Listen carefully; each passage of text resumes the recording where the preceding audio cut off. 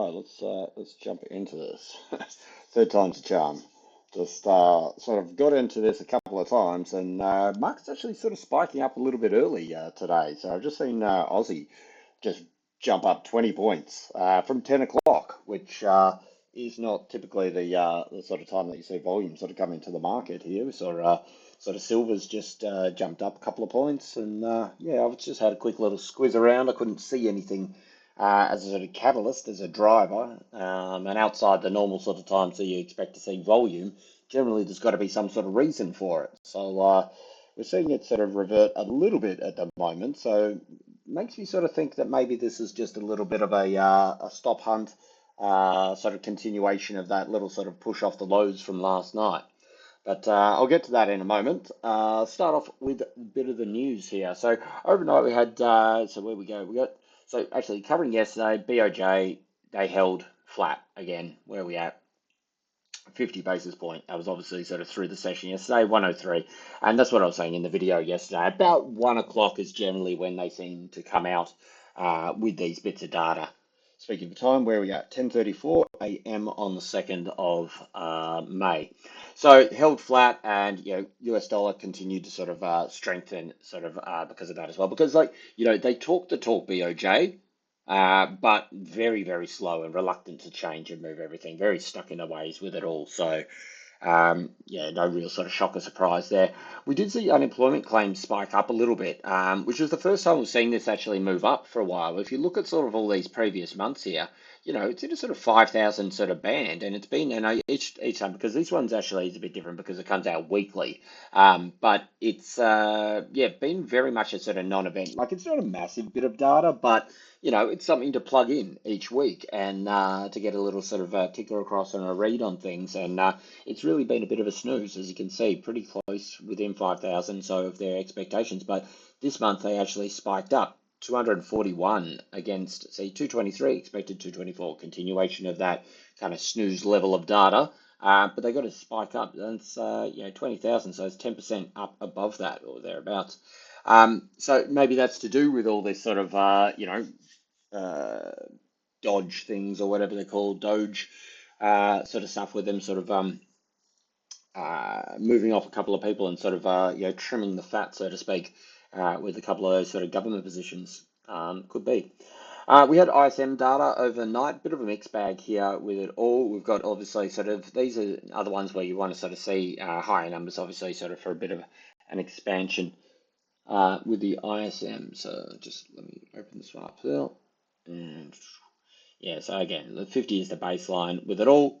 So obviously sub 50 is not ideal, but it did beat expectations. So they did expect a bit of a slowdown, came in a little bit above what they were expecting. And again, it's not sort of drastic sort of bits of data, but it is something that the market goes, okay, that's fine. And yeah, we saw US dollar sort of kick up on that. I'm just having a look at what time they came, so 12 o'clock. Yeah, and I'll get to the charts in a moment because the US dollar loved that bit of data that came out there. Then moving forward, that was about it overnight. Not really a great deal sort of coming out. We got a bit of Japanese data out this morning. Again, these aren't really things that I look at. They don't look sort of particularly great for it all. But as I said, it's that time of the morning before we see sort of DXY sort of come on board. We can see how the crosses are sort of relating to it, but typically till about so 10:45, we see where it's going to open, and about 11 o'clock you get that volume in. So we're at 10:30 now, 10:37 to be precise. But so it's yeah, as I said, it's just a bit of an odd time to see the market moving.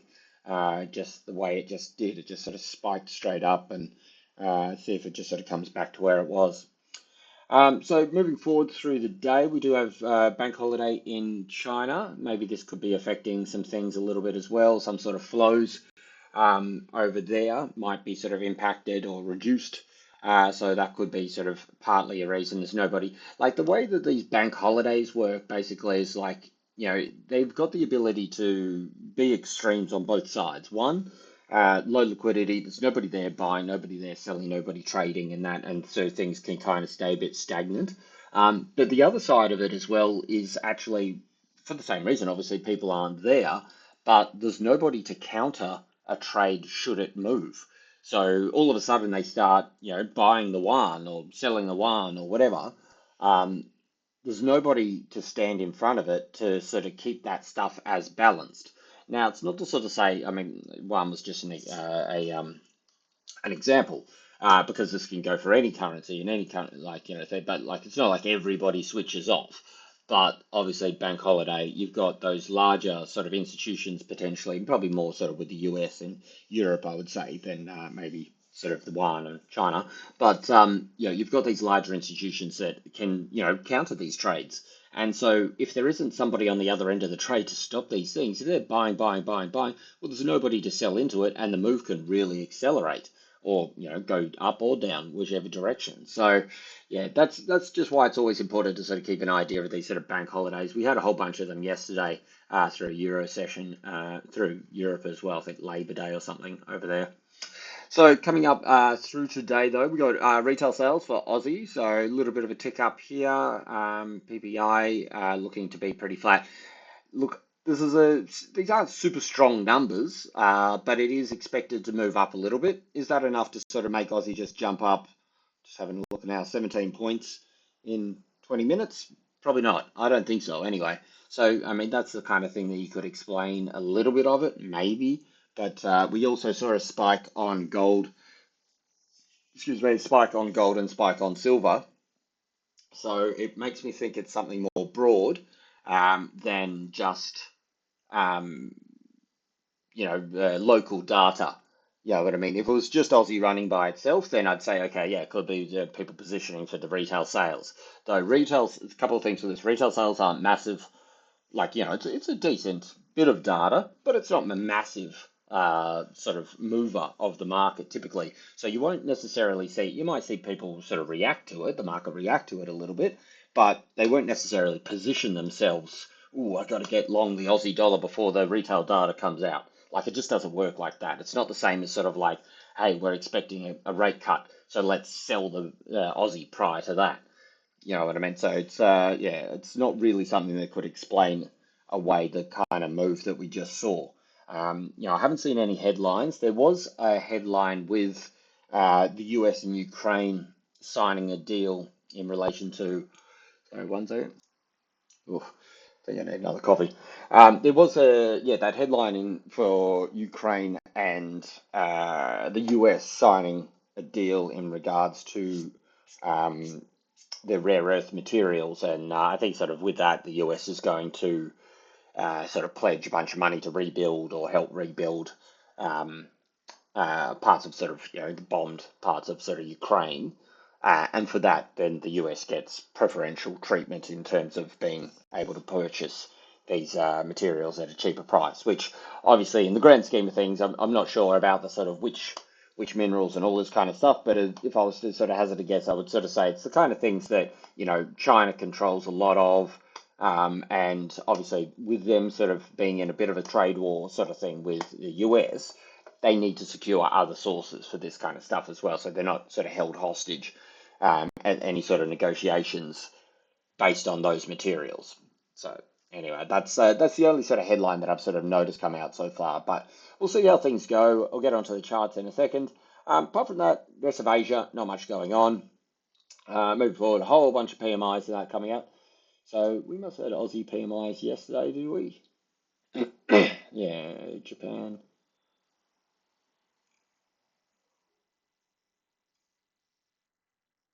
No, anyway, got everybody's PMIs and that sort of come. Oh, okay, because they had the bank holiday yesterday. That's why it's all coming out today. I was going to say, generally it's all on the same day. It's a PMI day kind of thing. But it's like, hold on, was a big thing. But because, of course, they had the bank holiday yesterday. That's why it's all coming out today. So this might be something that sort of gets a little bit of a push up and down. Again, it's not sort of going to be the thing that sort of moves the whole market around. Bigger bits of data. Obviously, the NFP is going to be the main one on the headlines. But CPI out of Europe as well. Looks like it's pretty much flat with that. So, I mean, same sort of thing with these things. Getting down into these low 2% kind of things, it's becoming not the preference, well, not the preference, but not the major driver of the market in terms of sort of like what we can expect to see sort of big moves about. It's not like sort of 6 months ago where it was kind of like, oh, CPI's come down and the market flies and all this kind of thing for it all. So yeah, that could be interesting. Um, just quickly on Aussie a second ago, spiking up, maybe something to do with the elections that we got going on tomorrow. So I haven't actually looked as to what the market would kind of prefer with these two. So that's definitely something to sort of that I could look into through the session today. But I really don't have too much of an idea how those two outcomes may sort of impact Aussie dollar in terms of where they're going. I know sort of Dutton wants to be a little bit more sort of Trump-like, sort of hard line, this kind of thing. Albanese's woeful anyway. So yeah, as I said, I'm not sure who's going to be more beneficial for the Aussie. It's definitely something I should be looking into. NFP is what we're looking at tonight, and number coming in super weak, 138 against 228. So it's a big drop off there. Unemployment rate sitting at 4.2. So these kind of numbers, 4.2, look, it's not too bad. It's kind of lowish, but it is creeping up kind of thing. Where have they gone recently? Yeah, so it's coming up from 4.1, 4.1, 4.2. So it's slowly creeping up. Obviously, sort of, as this moves up, that's obviously, more of a strain on the system. And they need to sort of help create conditions then in which people can actually be employed. And then you play this thing out, okay, if they're going to be creating these conditions so they can be employed, what does that mean? Okay, it means that they're going to make it easier for companies and businesses. How do they do that? Well, they do that by lowering rates. That's the sort of theory with behind the sort of unemployment rate kind of thing in relation to how it's going to affect the market, well, affect the currency. And of course, when I mean lowering the rates, well, that's weaker for the US dollar. So a number higher is going to be across in the camp for US dollar strength. And obviously, well, adding 138 against 228 jobs, 1,000 jobs, and that is obviously negative as well. But was this the one where we had the spike up? Yeah. So I think I covered this over the weekend. Whereas this was a bit of a sort of shocker. So if you take out this sort of, well, basically just an outlier, because I mean, look, 117, expecting 137, bang out of the waters, another extra 100,000. So I wouldn't be surprised if this gets revised down a little bit, but I wouldn't be surprised as well if maybe we come in a little bit higher than this. So again, if we get 138, look, 138 is obviously on the lower end of things, but it's kind of, look, it's still on the lower end of things. Again, this is the kind of thing, 36,000 this month. Disregard. I think that was due to like the Florida cyclones or something like this. But again, outlier. And 218, 218, boom, boom, boom, boom, boom. So around that kind of area there, I reckon this will come in above 138. I think they're sort of maybe sort of gone a little bit drastic with this. I'm probably looking about, I mean, based off really nothing, but I would expect this to be revised down a bit, and then I think this to come in above expectations. That's what I'm looking at. And I think that's sort of like, should we get that kind of scenario with the two? I think that sort of that could be actually a tick in the camp for US dollar. So if the unemployment comes in at 4.2, or if it comes in less, obviously better. But if it comes in at 4.2 plus we beat expectations there, I think that could actually be dollar positive. And that's what I'm going to be looking at, sort of moving into this. NFP I'm going to keep pretty light, just for the fact of it's a bit unknown. But as I said, I'll get to the charts in a moment, and we can sort of see that we're getting some pretty sort of decent looking levels for breakouts and that on US dollar. So just 1 second. All right.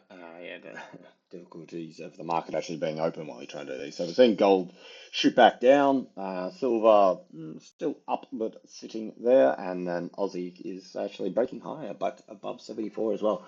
All right, so let's get on to the charts. Let's have a look at DXY. So DXY, beautiful trade through yesterday. So these were the levels that we were looking at, and as you can see, market respected each one of them each time, sort of like a little bit of an overshoot here, but we did get this sort of like up here, pullback, bang, and this is the thing. This is also that US data that we saw, very strong up into this level. This is what we were looking for, pulls back, and look, the pullback's very minimal here. So this is really looking like it wants to smash through. And have we still got the head and shoulder thing on there? Maybe I deleted it there. But as you can see, this is our neckline, the 140. If you go back, well, you don't have to go back. If you look at any of the things I've been saying all week, 140 was the level that I've been sort of targeting. And this is where we're going to see, I think, a faster sort of move. Look, it's a bit tough with NFP coming up. So you're coming into resistance, first hit back, boom, pull back. But again, remember the gold trade that we saw the last couple of weeks? Use the fib as it's building up. And you can, like, that's the thing. People sort of wait for this sort of, wait for the fibs and they're like, oh no, I've got to wait for the whole move to play out and then you do it and confirm tops. Well, you don't, because at the moment, this is the top. They've tried to sell it down. Well, where have they sort of sold it down? The buyers are just hungry as all hell. So say these are your buyers here. Drag this one? No, whatever. Make this one.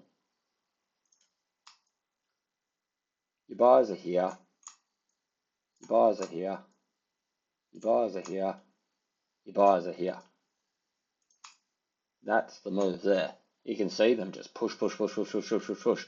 And this is the thing that I've been sort of saying through this week as well, that, you know, if you get down to the lower time frame, you can see this.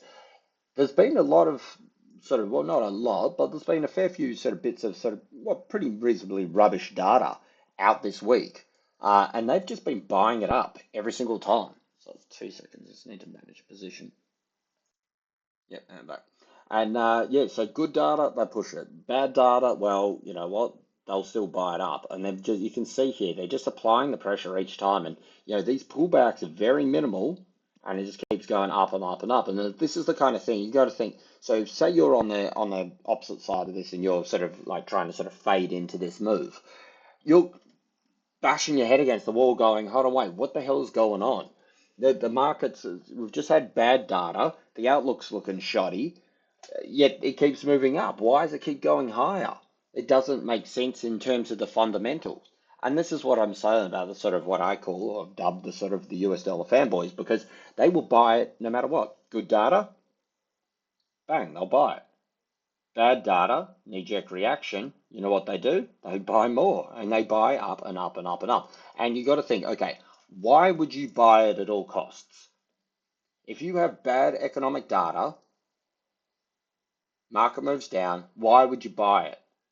Because you think it's going here, or you think it's going here, or maybe you just think it's going here, maybe it's hit its limit, who knows? But the point is, if you're on the sort of buy side of this thing, and you're sort of seeing data that comes out and goes shoddy, you're not going, oh, well, that's crap, the whole thing's blown. You're thinking, great, that's another opportunity to buy it cheaper, buy it up.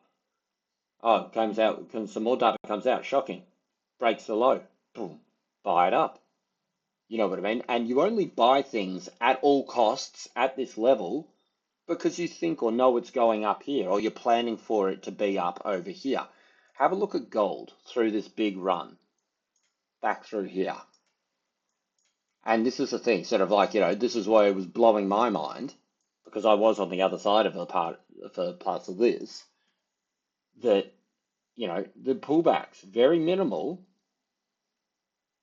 pull back here and bang and they buy it up. Why do they keep buying it up at the smallest little thing? We had a little, this little drop down here was like some sort of tariff sort of resolution. There was a tariff resolution. It was something I can't remember. I remember this though because I remember it was a headline. I'm like, ah, here we go, because I was like, I was short, and I was like, ah, here we go. This will be good, and come back down here. But no, they bought it up. They bought it straight up. The rest of the market didn't react the same way that gold did. Gold actually just went out on its own, and they bought it up. Why'd they just buy it up when everything else is pointing for it to come back down here and test the supports?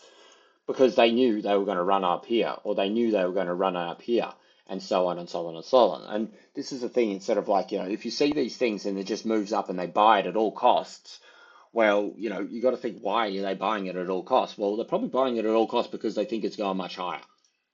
You know, it may not necessarily be the move that's going to see us with our major breakouts, but, you know, you can see at the moment, whoops, it is very much running up there. So look, that's my sort of feeling of where it's at the moment. We are in what I call the neckline. So you know what I mean. It's been a bit of a sort of hard, tough call, but you can see, well, tough call is it? Because obviously it's going way, blah, blah, blah, blah, pull down here, and it looked like we had a bit of a sort of crooked headline. But as I said, I'm not a big fan of crooked headline head and shoulders. Let's put some better time frame, 4 hour. It's going to happen. So let's get rid of this. Clean it up a bit. I'm going to keep this because that shows an overshoot. There we go. Inverted head and shoulders. Bias here. That's your left shoulder. Establishes neckline where the sellers come back in. That's your head. Now, this is the point where you could say, if you line this up here, this kind of shows a bit of a crooked headline. And then we got the buyers down here, and then moving forward up here. Just one more second. Just need to keep doing these positions 1 second. All right, and yeah, I'll get to gold in a second because it very much shows these little games that they play. Anyway, so yes, you could very much see that this was the neckline. Where's these little arrows gone? Where you've got here, here, here, here, here, here. So you can see the dotted line across here is very much like that's your crooked headline with it all. Sorry, neckline. We've broken out through there, and now we're coming up into this horizontal. This would make this horizontal in this setup as your swing high position, but it is a very crucial level for US dollar here. You know, we saw it sort of fire up into it. It's a little bit overbought. This is on the 4 hour. Daily, it's got room to move. But it is, as you can see, a very important sort of position. If we have a look on the daily, actually, put it back there 1 sec. You can see the head and shoulders a bit clearer where we're really coming into this level here for this to sort of absolutely steamroll up here. Look, this could still reject. It's a resistance. We know that the sellers have been here before. You know, here are your sellers. Whoops. Here are your sellers. Here are your sellers again. So, you know, first tap into it, they try to push it back. But this is the thing. We get down onto that lower time frame. We see that even though the sellers came in exactly like where we kind of thought they would be, the buyers have just gone, well, I don't care. Look at how shallow this pullback is. And they've just driven it higher already.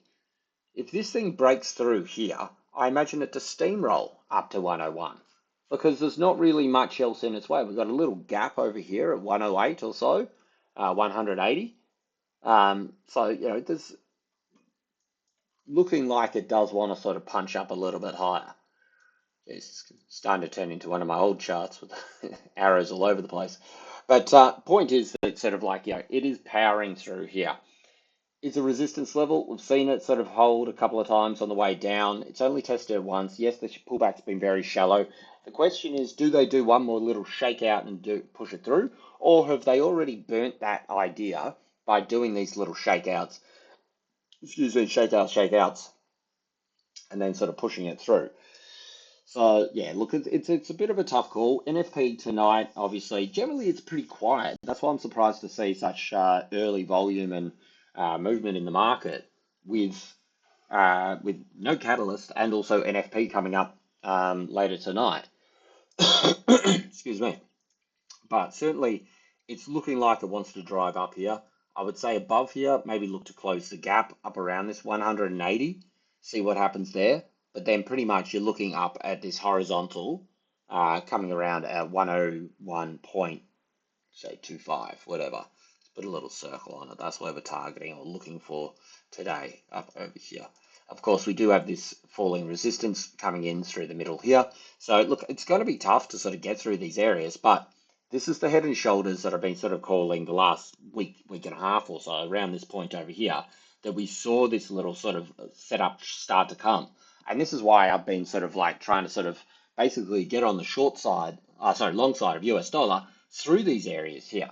How this relates to sort of things like gold and Aussie and these kind of things and shit is interesting because Aussie's actually holding up very strong. I know it's not part of DXY, but this is a basket of how the market is relating to US dollar. Obviously, heavily weighted towards the euro, but you are seeing generally they are buying it. Should they sort of move it up here, it's not just one currency. They're buying it a bunch against, I think it's 8 or so currencies. So Aussie and New Zealand, I don't think make the cut. But you know what I mean? The thing is, if they're buying it against these, the others aren't going to be immune. And there's only so long that those things can sort of push on. So very much looks like it wants to get here. It's into resistance. there's a good chance it resistance could hold. I mean, that's what resistance is. But if it does any sort of pullback here, I imagine it to be fairly light, and probably even maybe a retest at these levels down at 99.8. But should it get down to 99.8, I imagine it to be bought up. More likely, it looks like it just wants to charge through here, though. But we'll see. Again, it's in resistance, and that's what resistance is. Tick along. So have a look at gold because this is the sort of thing that the big one that we were trading. So this is the breakdown that we saw through yesterday, which played out beautifully. I've been smashing metals short, flipping between sort of copper, silver, and gold, sort of through the last couple of sessions, which has worked out very well. So let's move these out of the way. And as we can see here, we're kind of in this little break back testy kind of area. Moved up here. This is on the 4 hour. Have a look on this one. You can't even really sort of see here. I actually got out of my shorts around 3,200 last night, so right down here. I've been hammering it all the way through, all the way through here. So this little triangle break that we had, what day was this? Wednesday? Yeah, Wednesday or so. We had the little break here. Yesterday with a video, I showed actually, and as it remarked, I didn't announce it, remarked at sort of how well the market respected this line here as one test, two test, pass breakout, breakdown level, and then bang. And certainly yesterday, this is the one that I was sort of filming. It was stop start yesterday with the video, just because we're getting this breakdown candle here. But this was the one that we sort of said, look, it's going to go bang down, push back up, and then move down. And that's what we did. And I just shorted this all the way through here, down to around 32s. And I got a couple of fills at 40 this morning, just on open. So, but again, if we get onto the lower time frames, so it doesn't really sort of show so much. Look at this sort of move here. So I got fills at open, wherever it was just here. This is what I was saying at the start of this video. This thing just moved up here. Aussie spiked up, silver spiked up, and I just couldn't see any reason why. There was no catalyst. And that's the thing, the way that I sort of use these headlines of data and news is generally there's got to be a reason for it. And whether it's real or not, that's the headline that comes out. The market reads it and goes, oh, okay, bang, whatever it is. And whether it's a knee-jerk reaction, whether it's fabricated, whatever, it moves the market. And as it moves the market, you can start to tell either A, is it real, B, is it sustainable, or C, is there no headline whatsoever? Is there no reason there was no reason for this market for gold just to all of a sudden sort of spike up. But yes, it's only a couple of bucks, but look, we were down at 34, back up to 44 is a $10 move. In the scheme of things and how we've seen gold move recently, $10 is like, oh, it's not massive, but it is just. It's an odd time of day to have that volume come in and to just go up 10. Well, I shorted more into it and bang, we got the reversal. And this is why I was stop starting and managing those positions a second ago. Because, to me, there wasn't any sort of reason. There's no catalyst that I could see, no headlines and that to justify the move. It was out of character for the time of the volume coming in. So to me, it kind of felt like, well, hold on, wait, is this just a sort of little bit of a sort of a fake out move? And yes, it was.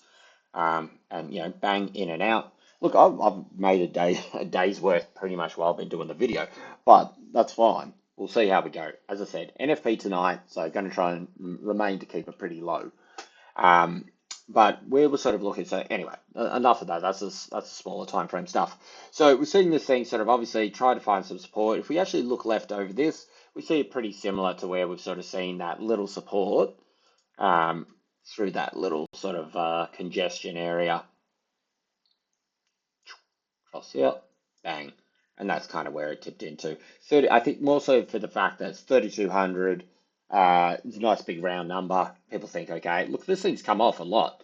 It's come off 10% or so from the highs. Oh, what's it? 10%, 35, 350. No, a little bit under 10%. Must be about 8% or so. But as you can see, buys were sitting here. Bang, they've had another shot here. That's fine. As I said, when we come down here, there are a couple of levels through here. I don't think this is the support that's going to make or break the market. I don't think that's it. There's your breakdown, and now we sort of go up here. Certainly, if that were to happen, and this is only just for the fact of sort of paying, uh, covering both sides of the potential trades. Should that happen, should this come back into here, that would be a catalyst to go back up there, because that would make this a fake breakout. So here's your consolidation, moves down, hits stops, drags in shorts, and comes back out. And this is a very typical, and this is the thing, the reason I cover this and that, not because I think it's necessarily going to happen. I don't. I think we're actually coming down a little bit lower and even potentially lower, but we'll get to that. I think 3160 is probably where we're headed in the short term. I think this is just going to be a back test, hence these three things here.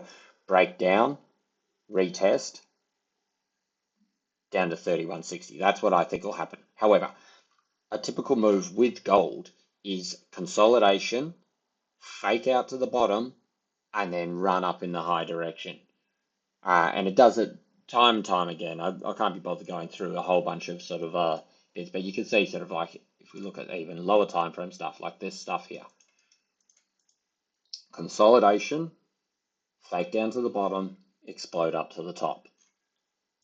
I'm sure I could just sort of find a bunch of them if we sort of go along through these sort of periods here. Periods of sort of consolidation through here.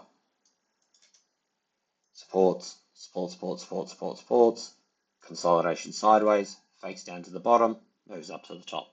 And this is the thing, sort of like, with all these sort of markets that you trade, it's important to sort of be able to pick out like sort of ways that these things sort of react and act. Not so much here. I mean, it did sort of go down, but kind of continued the consolidation afterwards. But the point is, look, it happens on a bunch of different time frames. It's something that gold very much likes to do. And for the sake of sort of like, covering both sides of potential outcomes, because that's what it is. It's analysis of what they're doing. There's no given thing. This is what I think will happen. Doesn't mean it's going to happen. Otherwise, we'd all be driving Lambos. But I think that's just something to be aware of how market does happen. So should this fire back up here and come up to the top out here, bang, you're going back to the tops. But I don't think that's going to be the case. I think this was just a back test, and I think we come down a bit lower. Mainly for the fact that I think US dollar is going to continue to run. And I think that's going to see pressure put back on gold. Because gold and US dollar really have that sort of what I call 90 to 10 sort of relationship in that, in which 90% of the time they run inverse to each other. They have a nice relationship in that sense. 10% of the time they can run together, which is when they really throw you off. But, I think sort of at the moment we're going to start to see US dollar break out. I think they're going to use the profits that have been in gold to fund that move with US dollar. I think they're going to go, well, US dollar, gold's cooked and that, super overdone, super high, yada yada, all this kind of thing. US dollar's been on its knees. Let's give US dollar a bit of a push up. Gold comes down. Okay, gold looks more attractive at these levels down here. Maybe we could buy gold at 3,000. US dollar comes off. Flows come back into gold, and then gold buys up there. That's just my sort of feeling. Because again, with all these sort of things, if you want to sort of take gold to say 4,000, 5,000, which sounds ludicrous, but what I mean, given what we've seen recently, is always a possibility. If you're going to take gold to 4,000, 5,000, it's a lot better to buy it at 3,000 than it is to buy it at 34, 3,500. So you guys sort of think we're talking sort of big people that are moving these things. Why not sort of book some profits here, put it into US dollar, make some profits there, get it back, get gold down over here, buy gold back over here, and then run it up, and then get the flows back up over there. That's just my sort of feeling with it all. So that's, again, broader sort of sense of it all. We are seeing this obviously got sold into any sort of move up, I think, towards, realistically, where was the actual wick lows. So I think any sort of move back up towards that sort of 50s, 60s, like 32, 32, 50, 32, 60s, I think will get sold into. But this could just be a little bit of a early spike up and then a bit of a rollover. This is just a 1 hour. It's looking a little bit overbought.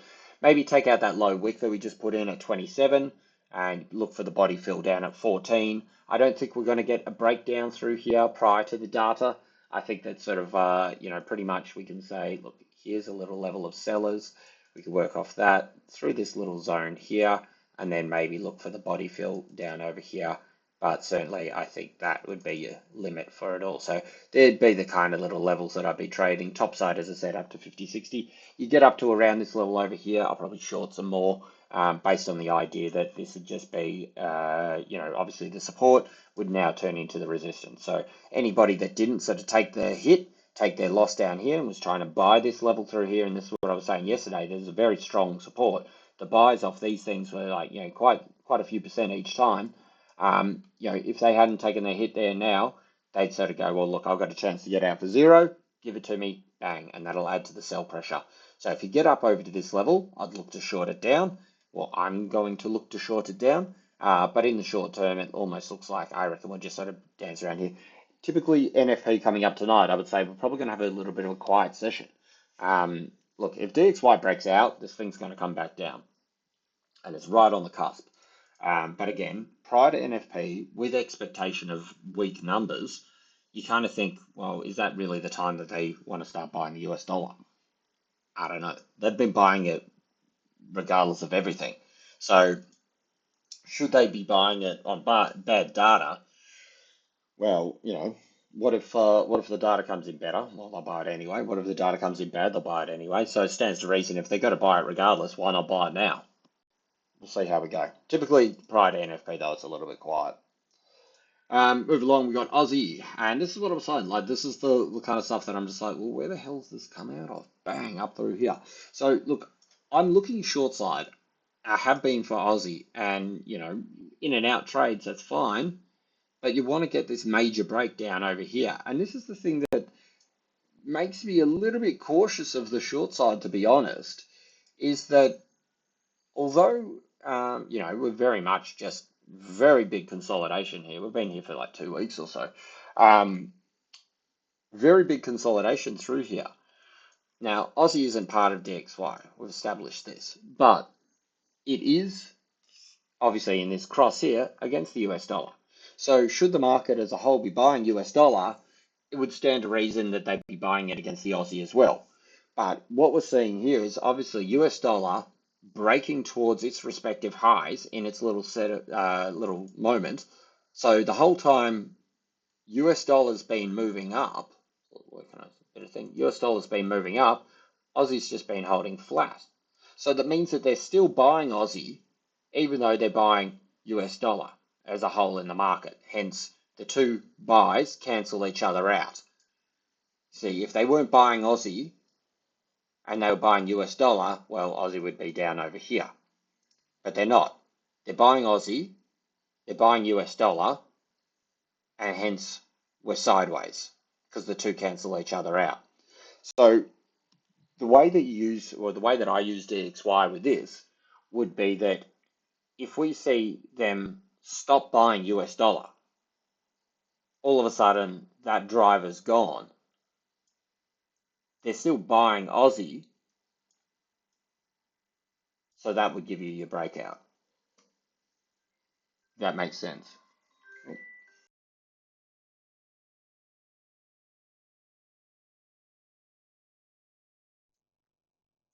All right, I'm back. So yeah, basically sort of the fact that they're sort of still buying Aussie here leaves it very much susceptible for a breakout should we see US dollar as a whole, DXY, sell off. So basically they're holding flat at the moment because, let me just do this again. Whoop. They're buying US dollar, they're buying Aussie, so the two are equal, so they equal each other out. If they stop buying US dollar, but they're buying Aussie, breakout. If they continue buying US dollar, they stop buying Aussie, they break down. So this is the thing, that because they're sort of like cancelling each other out at the moment, even with US dollar being bought up, so typically you would expect to see Aussie down here already, but they're buying it up regardless, and hence they're holding it flat. So I think it's very crucial in terms of sort of Aussie at the moment to sort of see whether we get this breakout. As I said, look, I think that we will get the breakout on US dollar. So I think it probably does lead more to this scenario of it rolling over. But for the time being, you can't say for definite that it's going to roll over because they are buying it. And for whatever reason, I mean, we're expecting cuts. We've got the election coming up, this kind of sort of stuff with it all. So, I mean, metals have just been smacked. Copper has been smacked.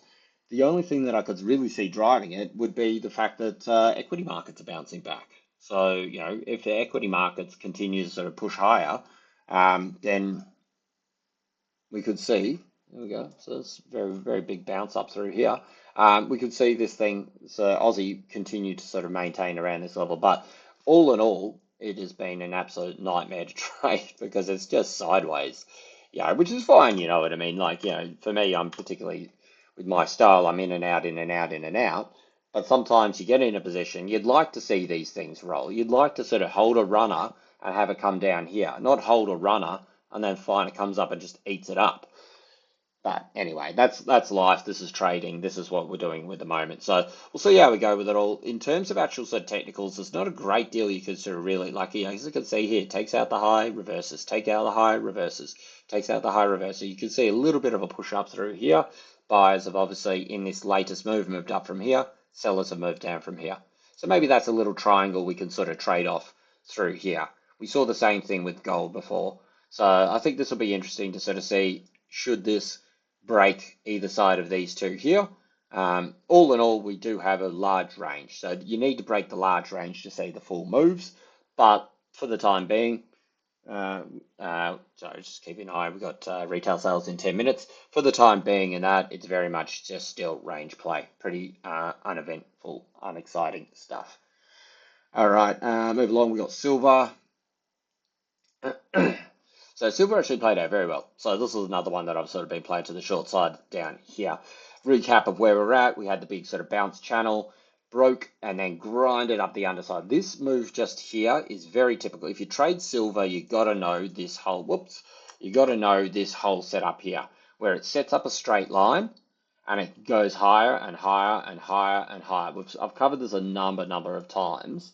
See if I've still got any of them marked in that over here. Nah, I can't remember going back. I'm sort of flying with that. Yeah, like this kind of setup here. Here's just one of them. Straight line, deeper, deeper, deeper, then bang, breaks out to the top side there. There was one just prior to this as well. Maybe this sort of section through here. Deeper, deeper, deeper, bang, breaks out to the top side there. So it's a very typical sort of thing with silver to sort of see these setups and that. And so with the, get back to where we were, with the break of the channel, this particular setup's like coming up and it's sort of grinding up along to the top side here was giving me a pretty high confidence trade. And, we saw this thing play out beautifully. I mean, we came down here, we took profit, came back up here, back into it again, came down here. I think I took profit at 85, where we saw yesterday. So, not very at the bottom, but pretty bloody close. And we saw this thing just explode back up to the top side afterwards. Now, it doesn't mean that, okay, that's it, that's the full move played out. We have sort of seen this, but this is what I was talking about yesterday in terms of up the stairs, down the elevator. These are generally stairs. You can see them, boom, boom, boom, boom, boom, stairs, stairs, stairs, stairs. This is typically the kind of thing that you can see grind up like this and then go plump and drop like a stone again. And I think that's the thing. I think it's going to take longer to play out than just this little move before we sort of see buys sustainably step back in. So this from breakpoint down here. So yeah, look, down around 31, low 31s, I reckon is a reasonable area that we could be sort of looking at. I don't think this is necessary. Look, who knows? You see the recovery here, boom, V shape, which you very rarely see. But as I said, yeah, I don't think this is. I think again, look, if DXY breaks out, look, it's a lot of it's predicated on the US dollar actually getting a breakout. But I think a lot of these things are going to suffer should we get that sort of breakout with US dollar, because that's where the thing is. I mean, these things are still right near their highs. You know what I mean? The risk reward and that, unless you're going to get a major breakout, is minimal. Well, minimal. It's lower than it has been. US dollar is right at the very lows, or its respective lows, multi-year lows. So it offers a better risk reward trade. So should that start to break, I think you'll see a lot of people go, hey, hold on, wait, we can make some money here. Whereas these things, they're still kind of wavering a little bit. So again, I wouldn't be looking to buy this. I think we go more downside. Yeah, 31.30s I think is probably a reasonable level, which only just takes out the lows because we go down to 31.60s yesterday. So we'll see how we go. But again, NFP tonight, things could just be that's the move already. There's the grind, and that's all we see through there. But yeah, downside, I'm sort of looking with silver there. Copper, this was one that I smashed the other day. I've already covered it. I got out down over here, proved to be the correct move. We're seeing this sort of thing, trying to sort of wobble its way back up, but again, not super convincing. We are seeing a sort of pullback. It has found support. That's fine. This is a previous area that we had sort of like identified, and that we could probably actually push this down a little bit. This down here seems to be a bit more sort of relevant through this move here. We've got the buyers over here. Again, look, you want to go down for a next level, you break down through 450.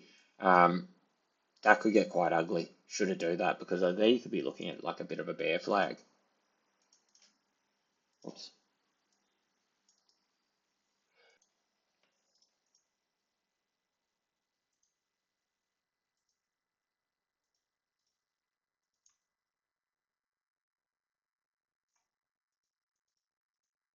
Under 450, which is those lows there, takes you back to the 78. I'm not going to be buying this till we see a base of these things. So I'd be looking around here, I'd say, which makes you think, yeah, we certainly could have a little bit more downside to come there.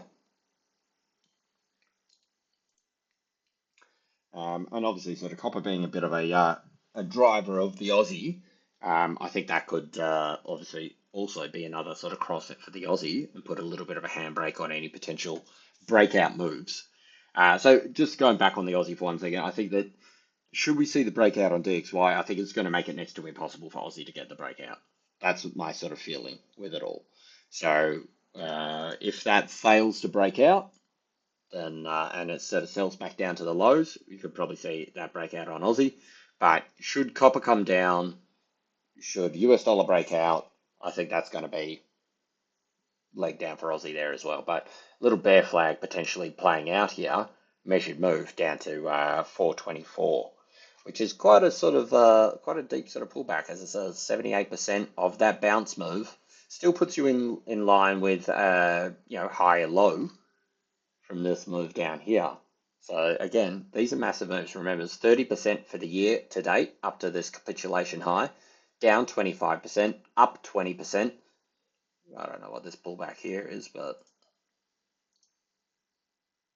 down 14%. That's just wild. I mean, I said yesterday, because I was looking around that 61%, that 9% seemed pretty wild. And yes, it still does. But, should this bear flag play out, we could be seeing, move down towards that 78%, which I'd be probably comfortable to buy it as. I bought it down here and I sold it here. And that was a whatever. That was a shoddy one, but that's the price I pay. Anyway, that's copper. Let's finish this up. So ticking on here, 50 minutes. So we've got to try and keep these sort of daily reviews a little bit quicker. We are sort of moving along here, and this is pretty much as we kind of sort of thought.